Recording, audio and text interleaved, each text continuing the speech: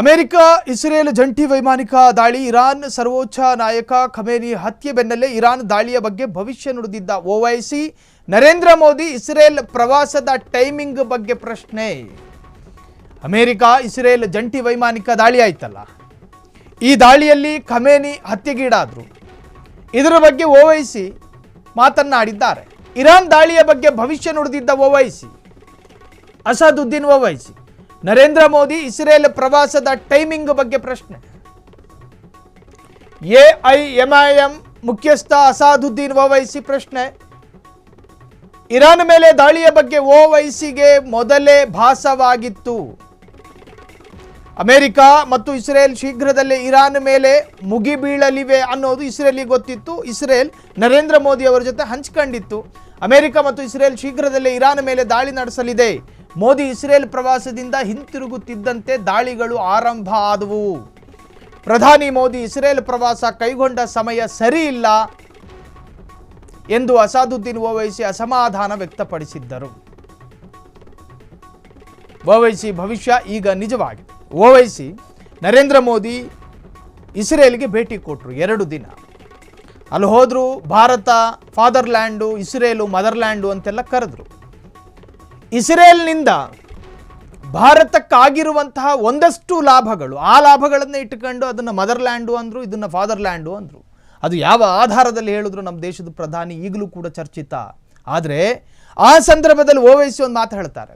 ಯುದ್ಧದ ಭೀತಿ, ಯುದ್ಧದ ಕಾರ್ಮೋಡ ಈಗಾಗಲೇ ಜಗತ್ತಿನಾದ್ಯಂತ ಗ್ಲೋಬಲಿ ಇರುವಾಗ ಈ ಸಂದರ್ಭದಲ್ಲಿ ಪ್ರವಾಸ ಬೇಕಾ?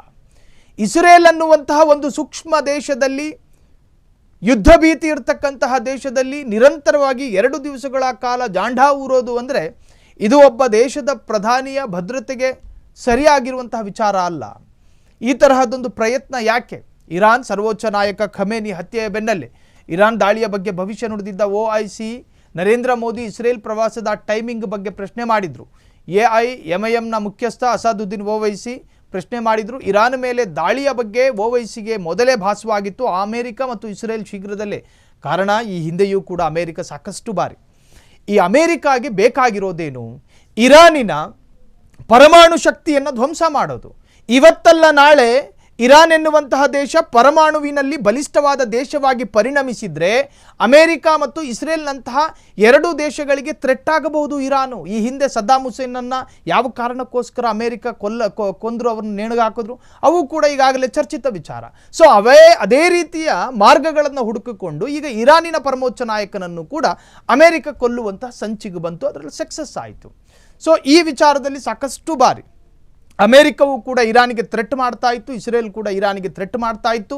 ನಿರಂತರವಾಗಿ ಕಳೆದ 5 ತಿಂಗಳ ಹಿಂದೆ ಇಸ್ರೇಲ್ ಇರಾನ್ನ ಮೇಲೆ ದಾಳಿ ನಡೆಸಿತ್ತು, ಇರಾನ್ ಕೂಡ ಅದಕ್ಕೆ ಪ್ರತ್ಯುತ್ತರವಾಗಿ ದಾಳಿ ನಡೆಸಿತ್ತು. ಸೊ ಈ ಬಗ್ಗೆ ಈ ಹಿಂದೆ ಮಾತನಾಡಿದಂಥ ಓವೈಸಿ ಕೇಳಿಸ್ಕೊಳ್ಳಿ. अगर वजीर आजम का एयरक्राफ्ट मिड एयर में होता और इस तरह का हमला होता तो फिर इसका जिम्मेदार कौन होते? और वजीर आजम को, प्रधानमंत्री को देश को बताना है कि क्या नेतन्याहू ने उनको ये बताया था कि इजराइल ईरान पर हमला करने वाला है? और अगर बताया था तो फिर वजीर आजम को चाहिए था कि वो फौरन, प्रधानमंत्री को चाहिए था कि फौरन अपना इजराइल का दौरा खत्म करके देश को वापस आते।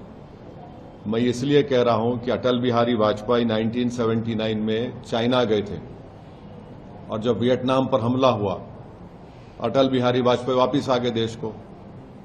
और अगर इजराइल ने नहीं बताया कि वो यूएस के साथ मिलकर ईरान पर हमला कर रहा है तो फिर ये तो इजराइल ने हमको धोखा दिया। देश के 133 करोड़ जनता को इजराइल ने, भारत की, धोखा दिया है, बिट्रे किया है। उन्होंने प्रधानमंत्री के विजिट को इस्तेमाल किया है ईरान पर अपने एक वल्गर अटैक के लिए, और उन्होंने प्रधानमंत्री के विजिट को इस्तेमाल किया है ईरान पर हमला करने के लिए, और जो जेनोसाइड उन्होंने फलस्तीनियों का किया है गाजा में उसको कवर अप करने के लिए। और तीसरा, उसमें मैसेज ये जाएगा कि भारत ईरान के साथ नहीं खड़ा है, भारत इजराइल के साथ खड़ा है। और भारत को क्या हासिल हो रहा है इस हमले से, बताइए? कुछ फायदा? अगर वजीर आजम का एयरक्राफ्ट मीडियर में होता और इस तरह का हमला होता तो फिर इसका जिम्मेदार कौन होते।